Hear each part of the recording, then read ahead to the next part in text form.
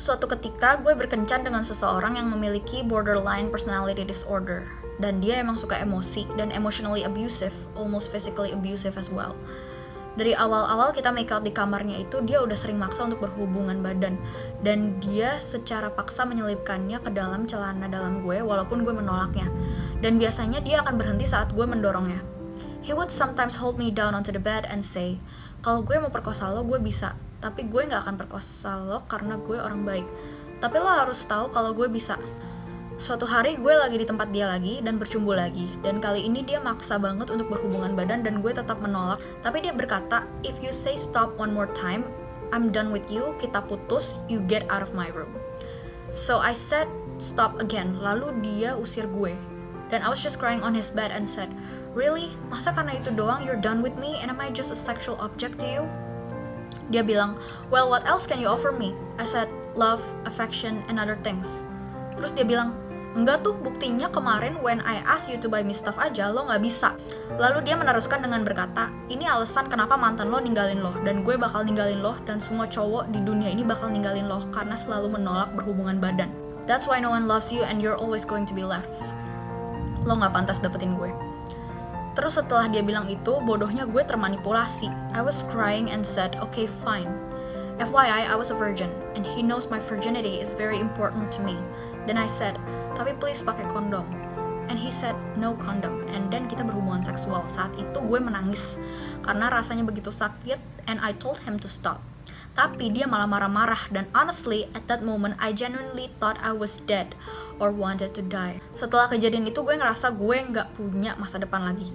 Bukan hanya karena gue merasa bahwa keperawanan itu adalah sesuatu hal yang penting buat gue. Saat itu gue merasa alat kelaminnya di dalam gue tanpa memakai kondom, dan hal itu membuatku merasakan anxiety yang sangat besar. And I was crying during it, tapi dia gak peduli sama sekali, karena dia udah terlalu nafsu. Keesokan harinya kita berantem besar, lalu kita putus. So after that, I felt really dead inside, cause I felt like everything was taken from me. My money, my virginity, my time, and my wasted emotions.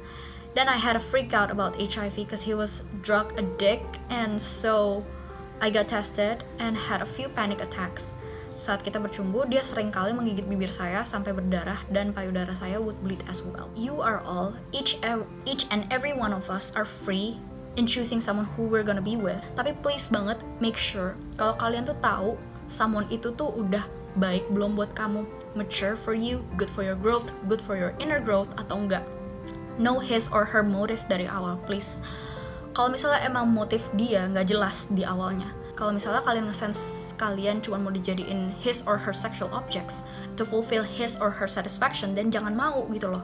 I believe kayak relationship is just something good, something better than that, more than just fulfilling each other's satisfaction. To the ones that has ever been a victim, I believe there's always something good ke depannya, something good, a good change for you. Dan juga there's nothing else for you to regret anymore, karena what happens happen, but let it be a lesson for you to learn buat not repeating the same mistakes, and even to take roles juga, karena kalian sebenarnya you can be someone yang ngambil peran in preventing these kinds of cases buat happen lagi. Jangan pernah takut buat speak up, karena I believe there's always somebody there going to listen.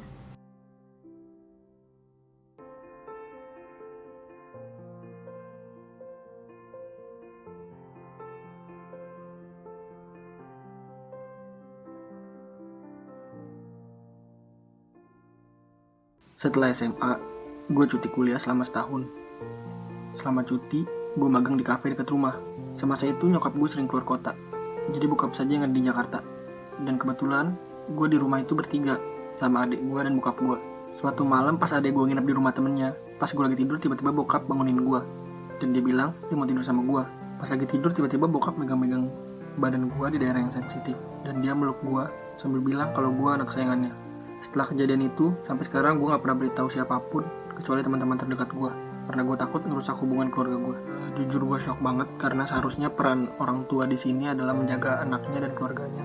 Tapi yang kita bisa lihat dari kasus ini adalah bahkan dari orang terdekat yang harusnya menjaga kita, hal itu pun bisa terjadi sexual harassment.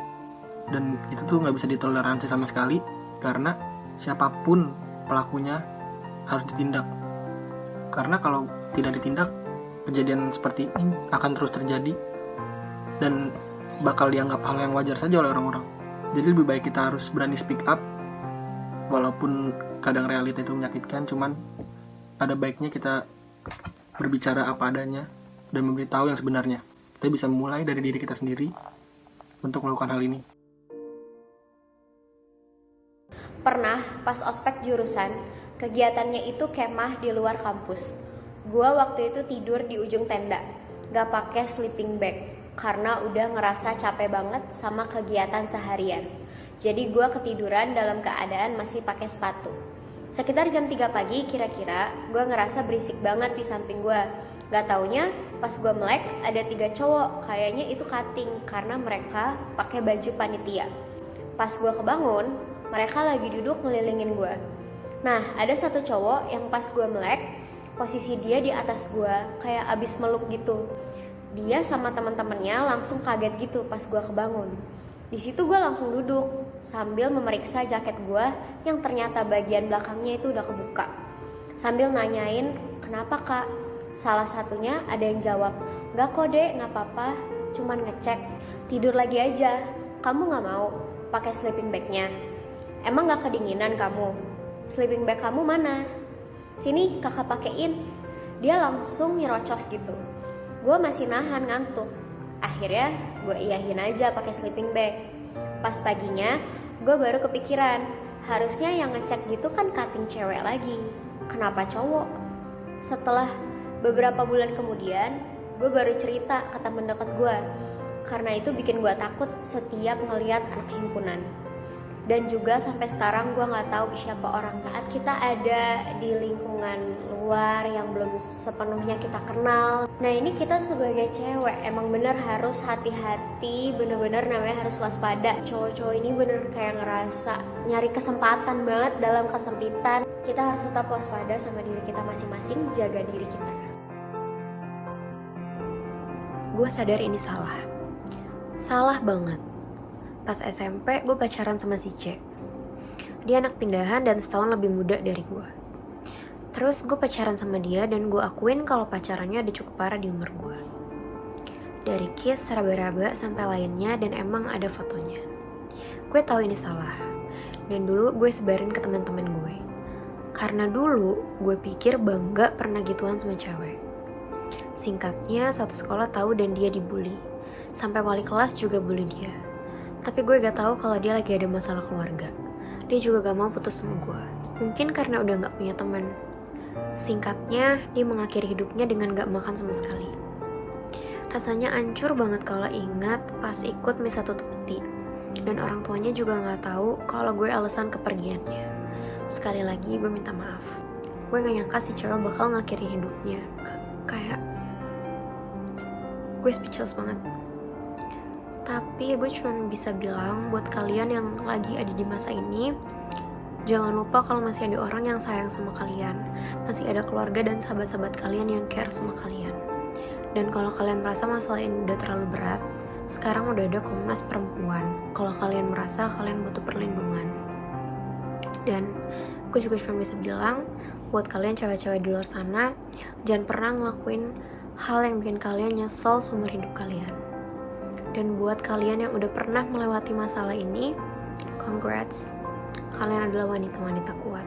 Buat cowok-cowok juga yang udah denger cerita ini, tolong jangan lakuin hal ini lagi ke cewek manapun, karena kalian gak tahu masa depan siapa yang bakal kalian rusak.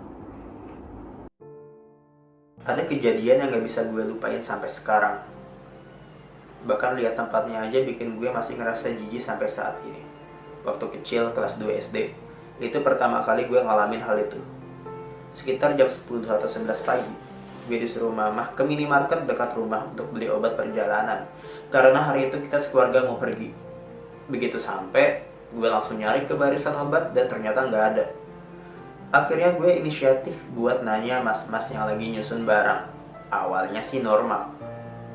Dia cek lagi ke barisan obat buat mastiin gue bener apa enggak. Sampai akhirnya dia nggak nemuin tuh obat. Dia jongkok sambil pegang pundak gue, terus bilang, cari di atas dulu ya dek, siapa tahu ada. Si mas-mas itu ngajakin gue ke atas gudang minimarketnya buat nyari tuh obat. Sampai di atas dia nyari-nyari ke setiap bagian, tapi kayaknya tetap gak ada. Terus dia ajak gue ke WC. Gue nggak tahu kenapa, tapi tiba-tiba pintu WC-nya ditutup dan si mas-mas tadi ada di belakang gue. Dia nyuruh gue diam aja sambil gesekin kemaluannya ke badan gue dari belakang. Gue diem, gak bisa apa-apa. Bingung banget harus ngapain. Setelah balik dari minimarket, rasanya tuh nyesek gitu di dada, kayak mau nangis tapi bingung. Sampai rumah gue gak berani bilang ke mama. Semenjak kejadian itu gue jadi takut ke minimarket dekat rumah. Gue bener-bener gak tahu apa yang ada di pikiran mas-mas itu untuk ngelakuin pelecehan terhadap anak-anak kelas 2 SD. Itu bener-bener buat traumatis banget buat si anak ini sampai gede nanti. Memang penting banget seks edukasi buat anak-anak untuk mengetahui apa yang harus dilakukan dan apa yang harus tidak dilakukan. Emang anak-anak ini suka nggak mau ngasih tahu ke orang tuanya aja gitu terhadap apa yang terjadi di dalam hidupnya. Mungkin karena dia merasa malu, merasa bingung, bahkan mereka nggak tahu harus ngapain dan reaksi orang tuanya seperti apa ketika dia menceritakan pengalamannya tersebut.